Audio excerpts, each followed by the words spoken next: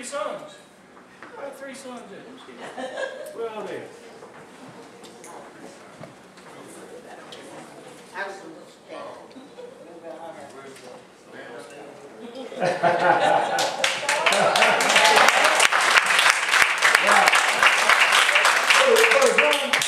I know Brother John. All right, there. We work together, so we're good friends. I know you remember me. That's right. Yeah, good friend of mine. Oh, yeah. God bless you. You look good. See your name, too. Yeah. Yeah. God bless you. What the time for that, sister? Vote of thanks. Vote of thanks, Sister Reid. Could I say something right quick, please? Yep, you said. I've been knowing Sister Reid all my life.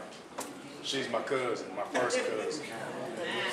But the one thing I can say about her, ever since I've been knowing her all my life, she's always had that sweet, kind, and tender spirit. Always have.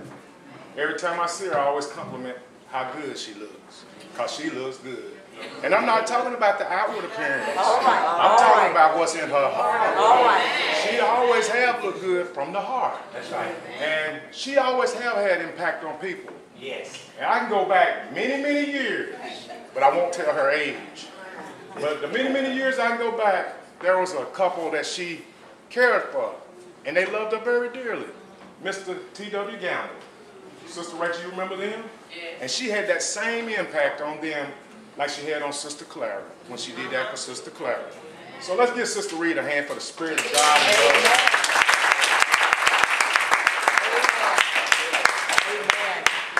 Let's give her a standing ovation.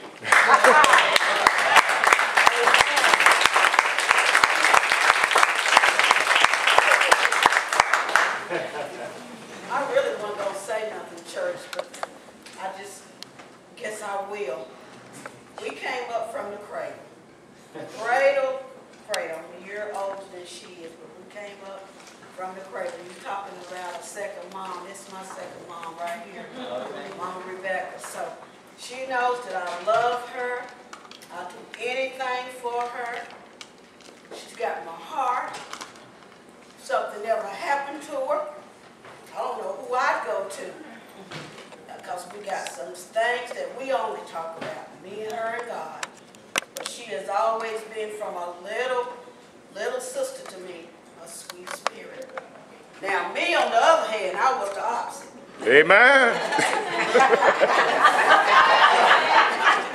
I would roll it out. She would calm me down. Thank God Almighty. All right, that I found the Lord early. Amen. Amen. Honey, when I raise up, it's for the Lord. Amen. And I don't think that I can still go there. Sometimes I have to get in old Tina. But God will roll me in the way that He would roll me in. Amen. Allow me to say what I need to say in His way. Amen. I thank God for that today. And I thank God for her. She didn't know this, and Mama Rebecca called me early about 2 or 3 weeks ago, and I'm like, what? So I was determined to be here so that we could surprise her. She deserves this. Yes. She is truly everything that has been said. She's truly, I know this. I know this from my heart. From age 1 and 2, I know this, that she is. And any time that she can do anything for anybody, she will. She shares her love for everybody. She don't get jealous, because I got her grandkids, they mine too. And she shares her kids, she shares her grandkids, she just shares love. And I thank God for her today. I love her. She turned 55, 22nd of June, and I'm so proud to still have her here. I'm 56 and she's 55. We came from 1 to 2. Thank God. Amen.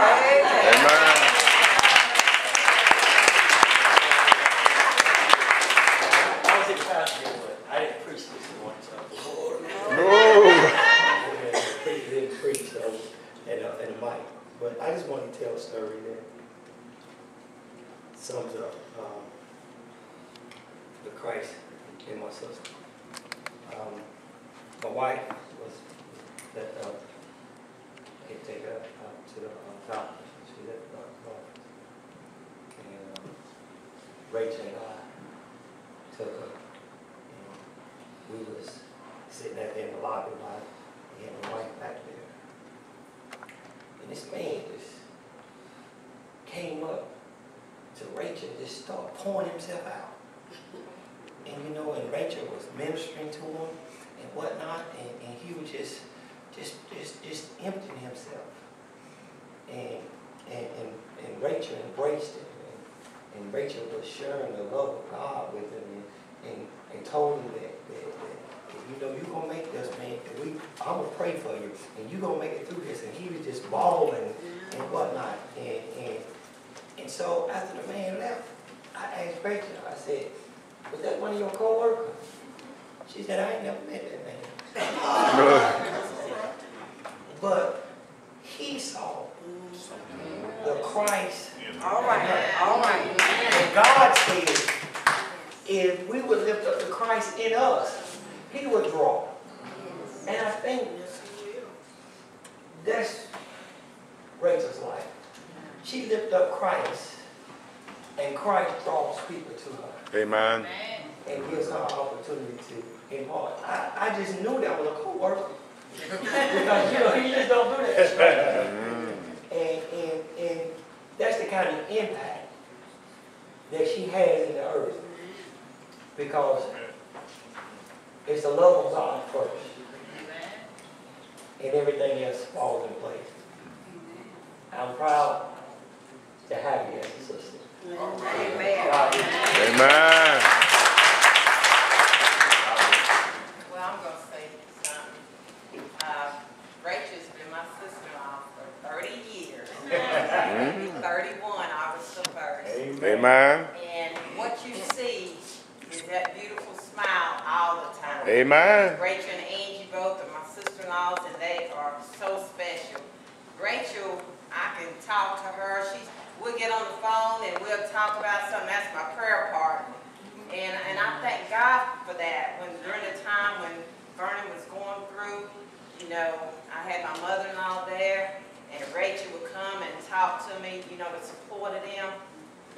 And when we sing on the choir, I always look for Rachel, because we've been there on the choir together a long time. But she is a special person, and she don't change. She's always the same. She hates, she loves you, and she keeps that smile all the time.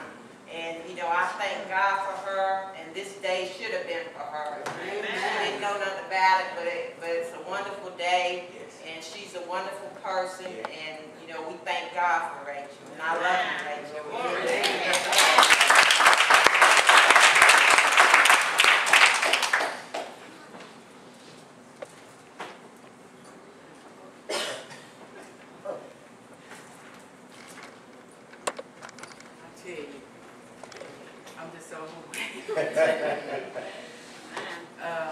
First, I'd like to give honor to God, who is the head of my life. You know, I was thinking of that little song that I play in my car a lot that says, "Ooh wee, what a blessing." And, you know, I know what it means. You know, Pam can tell you, I tell people all the time I don't want no more surprises because it just overwhelms my heart. Pam and all them at Walmart gave me a special day. And then my grandma and my two sisters here, my neighbor and all y'all knew, and my pastor, my mama. I talk to Tina, I bet you 3 or 4 times a day. She ain't mentioned nothing. But y'all just don't know how I feel. And to Minister Thomas about the new covenant and about the promises that you preached about this afternoon, I'm one of them that wear God out. And I laugh sometimes when people, you know, they come to me on my job and don't know me from Adam, just walk in the store, walk up to me, and I'll be like, "What? Will you pray for me?" And I take a moment and I do, and I pray for them, and you know, I just meet all kind of people, and I always tell my mom, I said, I don't know what it is. I said, but why do they always pick me? I tell Pam in the store, I said, sometimes when new people come on the job, it's all kind of people in Walmart, all kind of people, but seem like they always end up at my table or with me. But I love them, and I do the best that I can by them. I like to say, too, this week I've just been overwhelmed, and I did not know that all this was going on. I took vacation. My grandson's mother called me, and that was one of the promises that I worried and prayed to God about. My grandson hadn't been here in almost 4.5 years, and you know, I had that loneliness for him. No matter, I had my other two, I had my son, but he was like a son that has been in a far country. And I started praying and praying and praying and asking God. I said, God, I said, it's just that time that I need to see CJ. And his mother called me about 2 weeks ago, and she asked me, she said, what would you like to have for your birthday if you could have one wish? And I said, to see my grandson, but I know that's not going to happen because my birthday is just a couple days. She said, call me back a day later, and she said, 12:05. You're going to pick your grandson up in Charlotte from Las Vegas. If that wasn't God.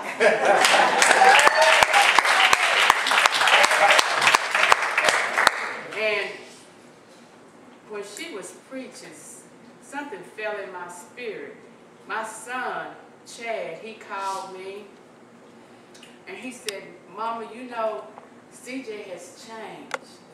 He's not the same little spoiled boy that he used to be, but he's more spoiled. I said, why do you say? He said, Mama, he said, he has changed. He's grown up to be a teenager, and some things that he has may not agree with you, so I'm letting you know. I said, it ain't about, and I thought about when she was preaching about that new covenant. I said, it ain't about what he has. I asked God just to see it. I just wanted to touch it and to hug it and to love on him. You know how we love on them grandchildren, Reverend Dixon and Sister that all of you have grandkids and your children.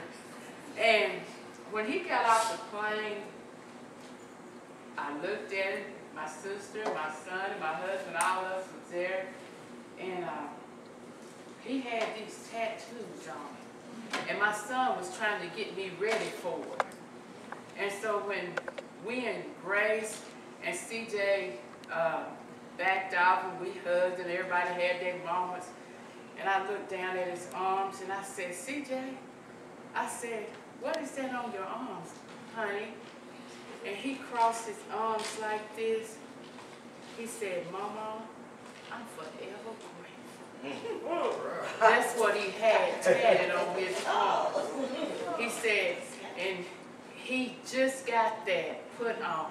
He said, I just want people to know how grateful I am for my family and to be here. And, you know, and when she was talking about how God put things in our spirit, and sometimes it ain't about how a person looks. That's right. It ain't about what they got on. It's about their heart. Amen. And see, I knew that the raising from my mom, from his godmother, his aunts, and all of us, his pastor, this church family, he didn't forget after 15 years. The first thing when he got out the car this morning, he asked about Sister Dixon. And he said, I need to go knock on Reverend Dixon's door to let him know CJ's back in town.